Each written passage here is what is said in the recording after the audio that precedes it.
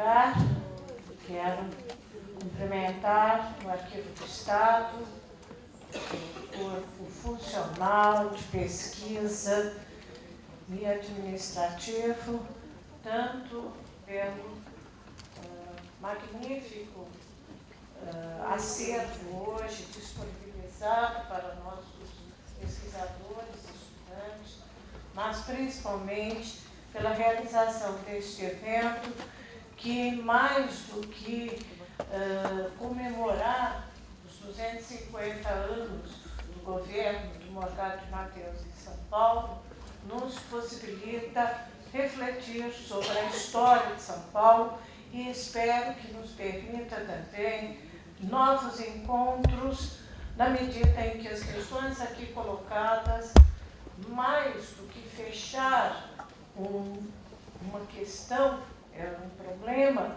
elas abrem perspectivas de discussão e de novas investigações. Na verdade, é por aqui? Você troca. A partir do tema que também me foi sugerido, eu centrei minhas preocupações em levantar alguns trabalhos que têm levado a novas interpretações, da história econômica de São Paulo no período colonial. Tal qual o professor Jobson fez referência como especialista em história colonial, história econômica colonial, esse também é principalmente o meu campo.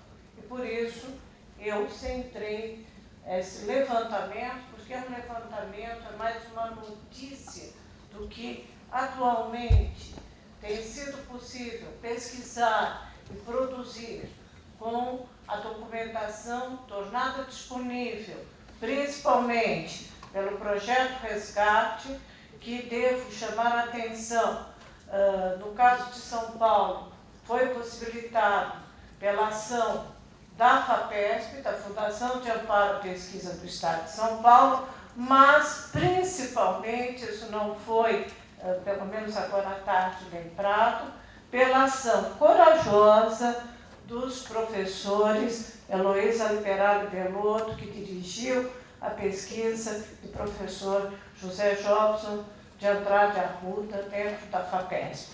Então, todo o acervo relativo à Capitania de São Paulo, do que foi levantado até hoje no Arquivo Histórico Ultramarino, está disponível os dois catálogos através dessa ação da FAPESP. E devo dizer que esse foi um ponto de partida extremamente importante nos últimos cerca de 15, 16 anos para os estudantes de História, para a produção de novos trabalhos.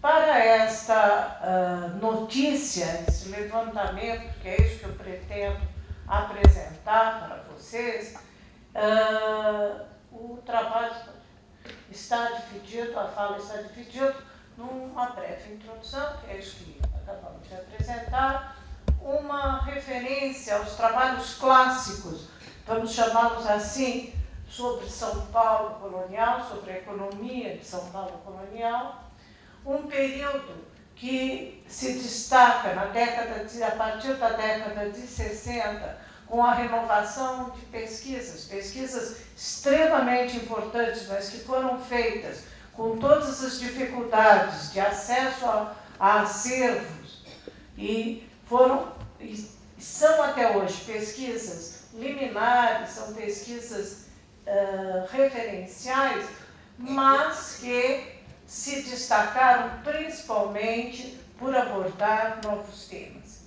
E, em terceiro lugar, porque esse foi o tema que me foi sugerido, como o acesso ampliado à documentação, tanto, e aqui vou me centrar principalmente nos trabalhos que utilizaram a documentação do projeto Resgate e trabalhos que também, principalmente, todos eles utilizam as duas fontes, as novas formas de acesso, de disponibilização, permitida ao longo dos últimos 20 anos pelo Arquivo Público do Estado de São Paulo. Uma questão que eu já levantei, já apontei aqui, é a dificuldade que os primeiros trabalhos sobre a história de São Paulo tiveram no acesso à fonte. É claro que as pesquisas e os esforços do Instituto Histórico e Geográfico de São Paulo, desde o final do século XIX, através da compilação e publicação dos documentos interessantes para a história de São Paulo, se constituíram, sem dúvida, num acervo importante. Como o Marcelo Quintanilha fez referência, todavia, e aí a surpresa dele ao ler, por exemplo, um trabalho que usou abundantemente tanto a documentação do Projeto Resgate como a documentação do arquivo, ela, através, digamos, daquilo que para o historiador se apresenta às vezes como caótico, porque os acervos, e todos que trabalham com arquivo sabem disso, eles não estão catalogados por tema, mas por sua origem, pelo tipo de documentação. Para esses historiadores, para esses pesquisadores, no começo das pesquisas sobre a história de São Paulo, foi extremamente difícil o trabalho de levantamento da documentação, da busca dos elementos fundamentais para a sua pesquisa. Então, os temas que eram os temas de eleição da época, e são vários do ponto de vista de história econômica de São Paulo, encontravam uma série de dificuldades, principalmente em relação às fontes e o acesso às fontes. Muitos documentos foram transcritos, temos uma série de documentos que depois, quando foram tornados disponíveis pelo Projeto Resgate, nos deram uma visão mais ampla da questão. Por exemplo, a famosa relação dos engenhos do final do século XVIII, que a professora Teresa Petroni foi a base do seu trabalho, e com ela trabalhou com uma cópia que havia sido feita, creio, a pedido do Toné, e que não era a cópia completa. E hoje nós temos o documento integral através do Projeto Resgate. Não alterou demais o resultado, por exemplo, da pesquisa e do trabalho pioneiro da professora Teresa Petroni sobre a lavoura canavieira em São Paulo. Não foi alterado, não podemos dizer que ele foi alterado, que suas conclusões foram alteradas pela nova documentação, mas eu imagino a dificuldade de chegar a certos resultados com a precariedade da documentação. Então, este é um elemento que eu já antecipo, que é uma vantagem do historiador hoje, principalmente dos nossos pesquisadores, estudantes, mais ou menos por volta de 15 anos para cá, eu não me lembro a data correta que eu recebi, apesar de que foi 92, né? Não, foi 2000 e quando que saiu o primeiro grupo do resgate de São Paulo? 98, não, cerca de 15, 16 anos, então não estava errada, em que essa documentação se tornou mais disponível. O próximo. Eu chamei de trabalhos clássicos os grandes trabalhos que foram escritos até a década de 60. Vamos pensar assim, mais ou menos da década de 20 à década de 60, ou final da década de 50. Apenas para ser mais breve, e como aqui estamos no ambiente principalmente de especialistas, as abordagens sobre a história de São Paulo no período se dividem na famosa tese da decadência da capitania de São Paulo uma capitania pobre, uma capitania sem grandes recursos, com uma economia pouco ativa e que num dado momento vai viver um período de maior intensidade econômica, mas a partir de um dado momento entra em decadência. Essa tese, explicitada principalmente nos trabalhos do Paulo Prado, que são do início da década de 20, o Toné não trabalha diretamente com a questão econômica, mas, digamos, encaminha a questão um pouco por essa linha. O próprio Caio Prado Júnior, ao tratar da questão da posição geográfica da cidade de São Paulo, etc., também corrobora a tese da decadência. Isso está explícito no Simmons para o período colonial e, principalmente, vai ser retomada mais tarde, na década de 70, num trabalho da Alice Canabrava. Todavia, já na década de 40, meados da década de 40, alguns trabalhos vão no sentido de mostrar a importância mercantil de São Paulo e de questionar que decadência minimamente implicaria num período de grande auge de alguma coisa que isso depois houvesse declinado, e que não seria o caso por causa da permanência da importância de São Paulo dentro de uma economia mercantil. O principal trabalho que um deles, são dois trabalhos, um do final da década de 40, um publicado na Revista de História em 1950, são os trabalhos de Alfredo Ellis Júnior.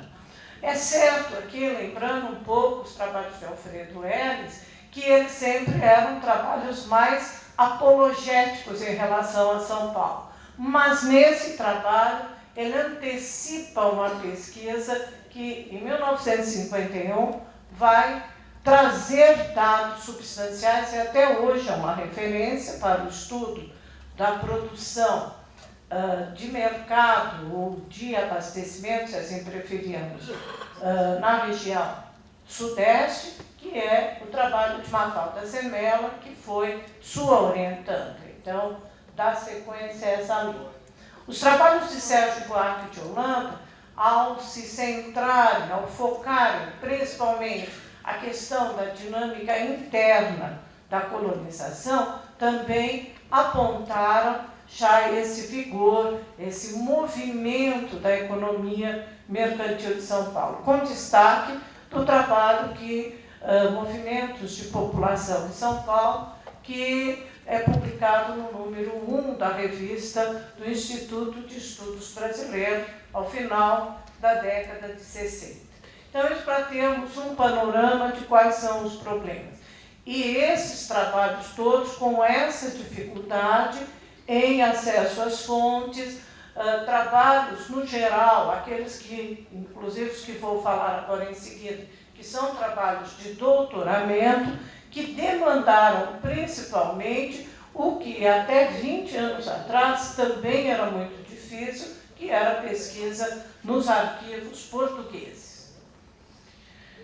O que vai acontecer é que o sistema e o interesse pelas pesquisas em história, os primeiros trabalhos de pós-graduação, de doutorado, defendidos, e aqui eu estou me centrando principalmente nos trabalhos da Universidade de São Paulo, defendidos a partir da década de 60, eles vão, então, trazer elementos de renovação de pesquisa. São trabalhos que são defendidos, são preparados e defendidos a partir da segunda metade da década de 60. Por uma questão, inclusive, cronológica, o primeiro trabalho que traz um novo perfil, que nos dá um novo perfil da situação da capitania de São Paulo, a partir do último quartel do século XVIII, é o de Maria Luísa Marcilli, trabalho defendido na França em 1967, e que nos dá, então, o perfil de uma população que em nada apontava uma situação de decadência. Há crescimento populacional, há vigor populacional, é um trabalho bastante importante por ter corroborado a tese da importância do crescimento, da significação de uma mínima, vamos dizer, claro, significação da capitania, mas muito longe da decadência. Em 68, é defendido o trabalho da professora Maria Tereza Schorer Petroni sobre a lavoura canavieira em São Paulo, um trabalho que abre a perspectiva de pensarmos não exatamente a situação total da capitania, mas o resultado do trabalho dos governadores, que havia se inaugurado em 1765, com a chegada do Morgado de Mateus, que é a implantação de uma economia de exportação, não apenas e não necessariamente apenas para a metrópole, mas com base na diversificação, mas com um acento importante no açúcar, devido à necessidade da própria manutenção da capitania. No mesmo sentido, o trabalho de Elizabeth Rabelo, que é de 1972, e mais tarde, 74, o trabalho de Eni de Mesquita Samara, aí juntando duas questões, a questão da população e a questão da lavoura açucareira, na medida em que ela estuda o papel da população ituana na época do desenvolvimento da lavoura açucareira, focando na figura dos agregados. O trabalho de Katia Butte também, logo em seguida, vai nos dar novas perspectivas sobre a capitania de São Paulo. Do ponto de vista dos brasilianistas, né, nós tivemos depois o trabalho de Elizabeth Kuznetsov sobre a economia em São Paulo, de Muriel Nazari, que ao estudar os dotes, o sistema de dotes e de casamentos em São Paulo, mostrou também o potencial econômico da capitania num dado momento, e o trabalho de grande referência de alguém que foi muito mais que um brasilianista, era acima de tudo um brasileiro, nosso saudoso amigo e colega John Monteiro, que ao final do seu trabalho nos dá indício, o tempo todo ele vai mostrando a importância da economia de São Paulo, da produção e das formas produtivas e das relações que aqui se estabelecem, e apontando também a situação no século, ao final do período, no século XVIII.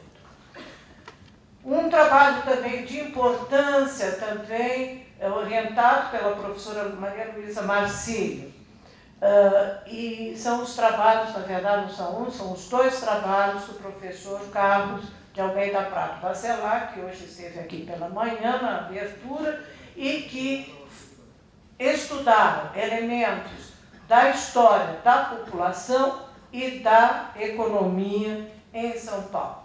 E, finalmente, um trabalho que, de uma certa maneira, parte de todos esses trabalhos, um trabalho que eu pude acompanhar a elaboração também de uma querida e saudosa colega, Ilana Play, ao estudar justamente o período que antecede a formação da própria capitania, o período anterior, final do século XVII e começo do XIX, nos mostrando essas teias de contatos mercantis, todo esse movimento mercantil, e que inspirou, sem dúvida, trabalhos mais recentes. O que interessa, o que me foi pedido um pouco, fosse levantar como que o acesso ampliado à documentação levou a alguns trabalhos atuais, a alguns temas e algumas possibilidades. E aqui um testemunho muito particular. No momento em que eu recebi do professor Jobson um conjunto ainda dos dois catálogos do Projeto Resgate, a série completa dos discos, antes de sair todo o projeto, então, de São Paulo, e com uma incumbência. O professor Jobson, além de ser um grande referencial que vocês conhecem, eu tive a honra e tenho a honra de ser sua orientante. E, de uma certa maneira, naquele momento, eu estava na coordenação da pós-graduação, ele me entregou esses discos, esses CDs, e me fez uma observação que era quase uma ordem, era uma sugestão, mas era um pouco mais que uma sugestão. Dizendo, olha, há todo esse material é extremamente importante, a FAPESP investiu esforços muito grandes e a qualidade do Projeto Resgate de São Paulo, para quem conhece o conjunto todo, nós sabemos que a qualidade do material que foi feito para São Paulo é excepcional, de fácil consulta, inclusive. E seria interessante que estimulássemos os alunos a fazerem pesquisas sobre São Paulo com o uso desse material. É claro que assim que eu peguei o material, instalei no meu computador, fui fazer uma busca. E é claro, como o professor Jobson chamou a atenção, minha especialidade é açúcar, eu digitei lá a primeira palavra, açúcar. E o documento que me veio imediatamente é a famosa relação dos engenhos do final do século XVIII, e que nos dá um quadro geral, conjunto com outras tabelas e outras relações, nos dá um quadro muito mais ampliado da economia açucareira em São Paulo naquele momento. Isso foi por volta de 2002, estávamos reorganizando, instalando a Cátedra Jaime Cortesão na Faculdade de Filosofia, reinstalando, ela vinha do Instituto de Estudos Avançados para a Faculdade de Filosofia, e eu estava formando com meus alunos de graduação grupos de pesquisa, alunos que queriam estudar paleografia, alguma coisa, falou, olha, temos aqui algumas coisas. E aí eu tinha um aluno que estava naquela altura, acho que no terceiro ano do curso de História, e que queria, de qualquer jeito, fazer um projeto de iniciação científica. Já tínhamos tentado algumas coisas, falou, olha, achei essa relação. Começamos a trabalhar, ele se interessou, foi fazer cursos no IEB de paleografia, foi ver isso, foi ver aquilo, e começamos então a trabalhar com vários alunos do primeiro e do segundo ano para fazer pesquisas com o material do Projeto Resgate. Esse aluno é o Pablo, que vai me suceder aqui, vai falar da sua pesquisa. E esse grupo de alunos deu origem a estudos de vários governadores. Na altura, nós fizemos toda a série dos governadores, um deles só chegou a ser um mestrado, que é o trabalho de Lorena Leite sobre o Bernardo José de Lorena, defendido sob orientação da professora Raquel Flores. Mas, nesse momento, então, a partir de 2002, houve essa possibilidade de estimular trabalhos de iniciação científica, e aí que depois se encaminharam para o mestrado, com base na documentação do Projeto Resgate. É claro que a partir do resgate aí ficou também mais fácil buscar certos temas e certos documentos no próprio Arquivo do Estado, que naquela altura, cerca de 12, 13 anos atrás, já estava bem mais aparelhado, com o seu corpo funcional e que amparou esses projetos de pesquisa. O primeiro trabalho nessa série de trabalhos que eu vou chamar a atenção, são trabalhos defendidos na pós-graduação em História na Universidade de São Paulo, na área de História Econômica, com exceção do trabalho do Ricardo Felipe de Carmo, que defendeu na área de História Social, mas sob orientação do Carlos Bacelar, mas é um trabalho de História Econômica. Foi o trabalho de Lucas Janone Soares sobre a presença dos homens livres pobres na sociedade colonial da América Portuguesa.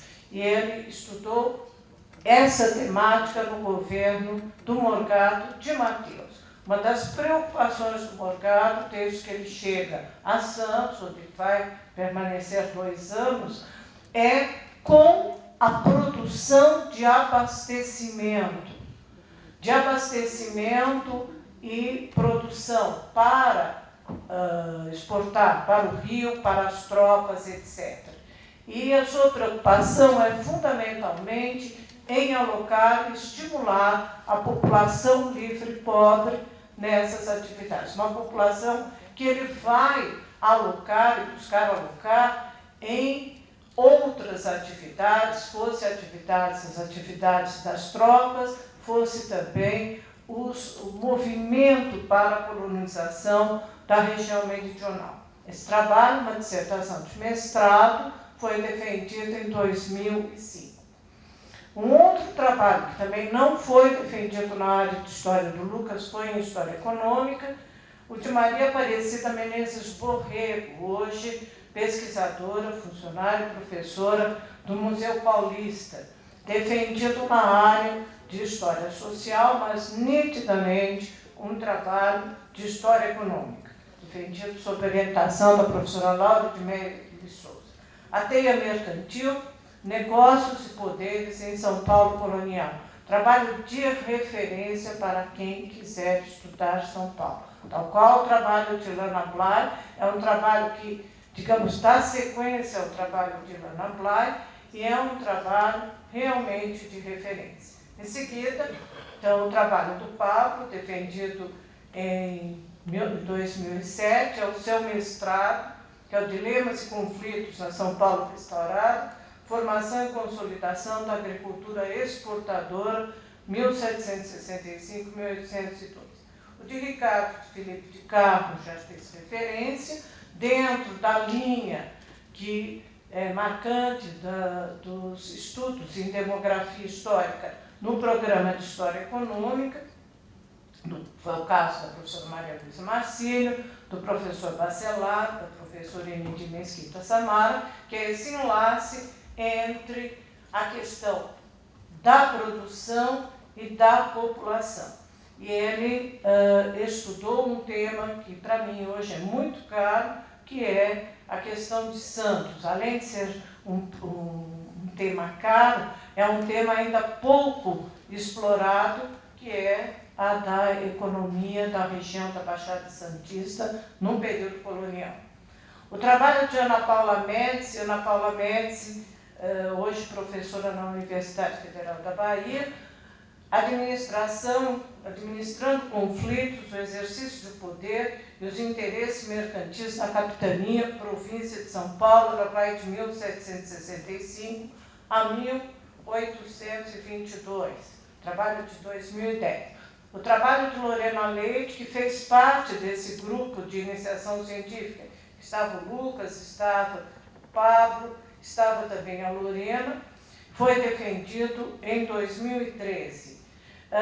O trabalho da Lorena é um trabalho que usou fundamentalmente material do Arquivo Histórico Ultramarino, do Projeto Resgate, e materiais aqui do Arquivo do Estado. Mais do que um trabalho que foque nas questões econômicas, é um trabalho que chama a atenção para a trajetória de governo do Lobo Saldanha. Certo? Então, faz uma discussão sobre isso, bastante na linha que tinha sido inaugurada pela professora Luísa Liberali Belotto. O trabalho de Bruno Aidar Costa, A Vereda dos Tratos, Fiscalidade e Poder Regional na Capitania de São Paulo, também é um trabalho recente, também utilizando essa documentação, foi um doutorado, tem bastante fôlego, é de 2012. Aqui nós temos um caso excepcional, que é o trabalho de Rafael da Silva Coelho, que foi defendido em 2013. Foi um mestrado e trata do século XVII, fundamentalmente. São bastante raros ainda os trabalhos sobre a economia de São Paulo no século XVII. É um desafio, eu vou chamar a atenção sobre isso, para os estudiosos da economia de São Paulo. O trabalho de Ronaldo Capelli, defendido agora em fevereiro de 2015, também na mesma linha do trabalho da Lorena Leite, e trata do governo do Bernardo José de Lorena, mas aqui com mais ênfase nos aspectos econômicos e na questão da viabilidade da economia açucareira em São Paulo. Para finalizar, eu chamo a atenção a dois trabalhos ainda em andamento. Quer dizer, isso é o que nós temos hoje no nosso programa e utilizando a documentação. O trabalho de Gilvan Leite de Oliveira, A Todo Pano, Contribuição para o Estudo do Processo de Consolidação do Porto de Santos como via marítima da Capitania de São Paulo. Como o professor Jobson chamou a atenção, o Porto de Santos não era a principal via, era muito pequena a exportação pelo Porto de Santos. Eu me lembro, e a Heloísa conhece melhor do que eu, o Pablo também, a famosa carta que o Morgado de Mateus escreve, logo pouco tempo depois de chegar aqui, ao Marquês de Pombal, dando notícia dos seus esforços para exportar mercadorias de São Paulo.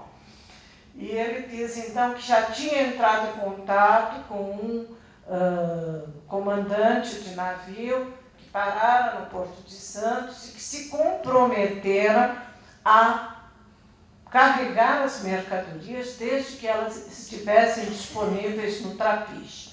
E as mercadorias que ele, naquele momento, oferece, né, e vai buscar viabilizar, nós estamos até lembrando, é justamente anil e cochonilha, né, eram as duas mercadorias que ele já tinha feito um trato, isso por volta de 1766, 67, eu não me lembro bem a data desse documento.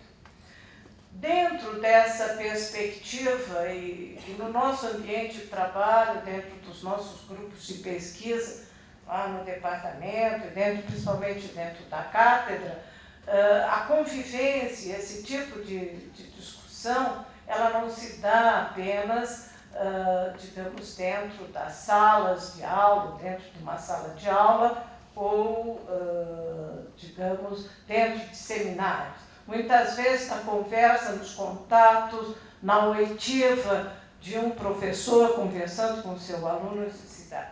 E, sem dúvida nenhuma, isso acabou inspirando um aluno do nosso curso, que pretendia se inscrever no nosso curso, ouvindo certas discussões, essas que vocês ouviram aqui do professor Jobson, principalmente a questão do novo padrão de colonização, da questão da diversificação da produção, que é o trabalho também agora em andamento do Marcos Volpini Micheli, diversificação da produção agrícola no Império Colonial Português, um estudo sobre São Paulo, e que se inicia em 1765 e vai mais ou menos por volta de 1830, e aí, justamente inspirado, aí eu passei a ele uma cópia que eu tinha desse trabalho que o professor Jobson fez referência, que é o Elo Perdido, a Economia Brasileira, 1780-1830,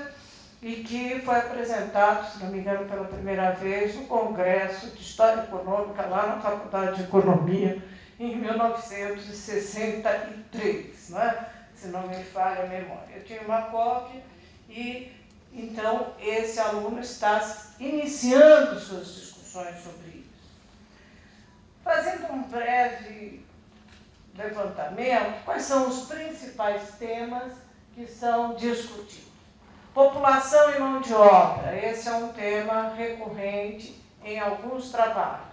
É o caso dos trabalhos sob orientação do Bacelar, é o caso do trabalho do Lucas Janone Soares, mas que estão ponteados em diversos desses trabalhos. A questão dos conflitos de jurisdição que aparecem na implementação do governo da capitania, principalmente entre 1765 até o período da independência, também é um tema recorrente. Ele aparece também já no trabalho da Maria Aparecida Borrego, e ele nos levanta, sem dúvida, novas questões. Quer dizer, decadência propriamente, quer dizer, teria sido só a questão da diminuição da importância econômica da capitania, que levou em 1748 à perda da categoria de capitania e à submissão da capitania de São Paulo à jurisdição do Rio de Janeiro, ou havia outros motivos, havia questões políticas? Isso é uma pesquisa que deveria ser feita. A questão do estudo de governos específicos, eu apontei, quer dizer, nós temos 3 governos específicos que foram estudados.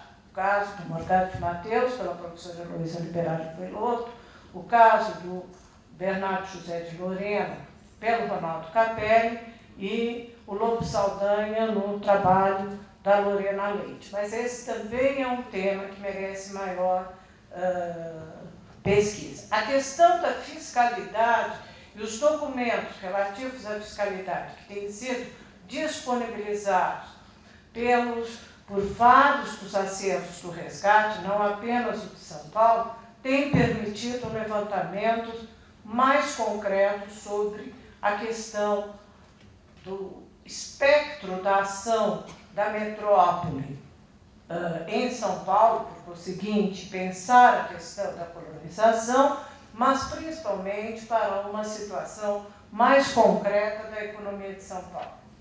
A questão da produção açucareira, sem dúvida, é central, aparece em todos esses trabalhos, mas também se destacam nesses trabalhos os esforços e os resultados da diversificação agrícola.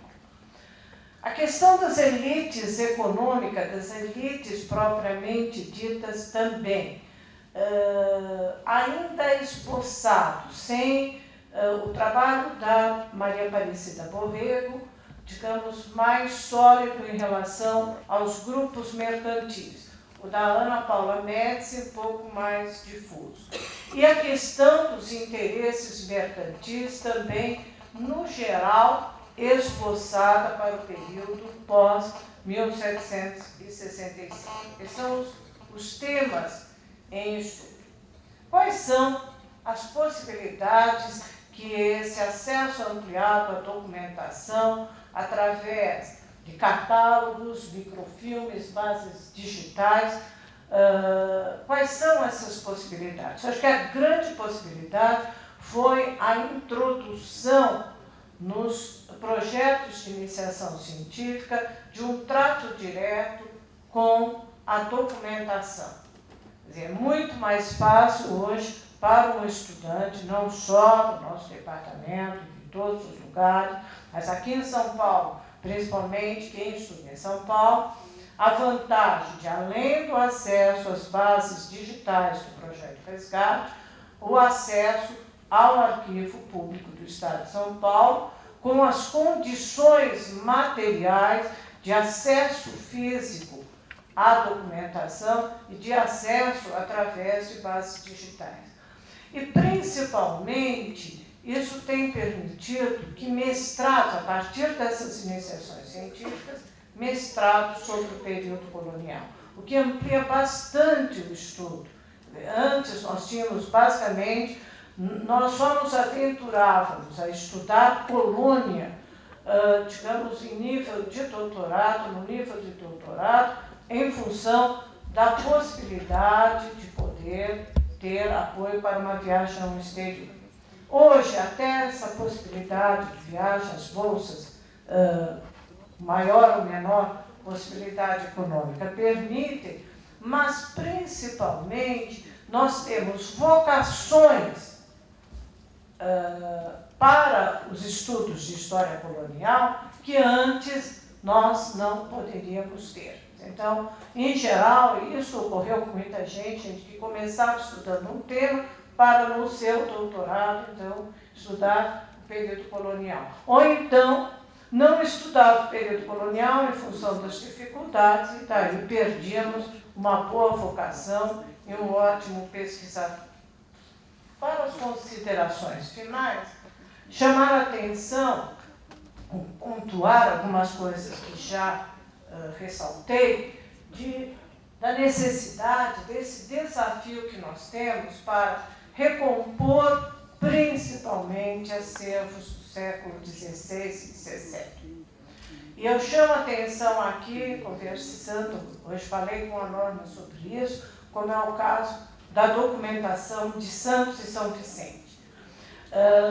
O estudo de Santos e São Vicente é de extrema importância para entendermos a dinâmica econômica da capitania, ou das duas capitanias até então, Santo Amaro e São Vicente, nos séculos XVI e XVII, e entendermos melhor aquilo que hoje nós chamamos de economia de São Paulo. Todavia, a documentação colonial de Santos e São Vicente foi perdida. Incêndios, enchentes, descaso, como me fez referência a Norma, foram responsáveis por isso. Então, seria necessário um esforço de pesquisa no sentido de recompor, de buscar recompor elementos dessa história, principalmente, talvez, no Arquivo Nacional ou nos arquivos portugueses. Um outro desafio é a elaboração de catálogos de documentos do Brasil em outros arquivos, com emendas que permitam aos pesquisadores buscar esses documentos e, futuramente, o esforço para a digitalização. Por exemplo, um acervo importantíssimo, até para a história de São Paulo, é o acervo dos beneditinos, que está em Braga e que tem a documentação dos os livros de registro de contas dos beneditinos para o Brasil inteiro, principalmente para São Paulo, caso de Jundiaí, Santos, etc., onde eles tinham suas casas. Mas eles têm uma documentação magnífica.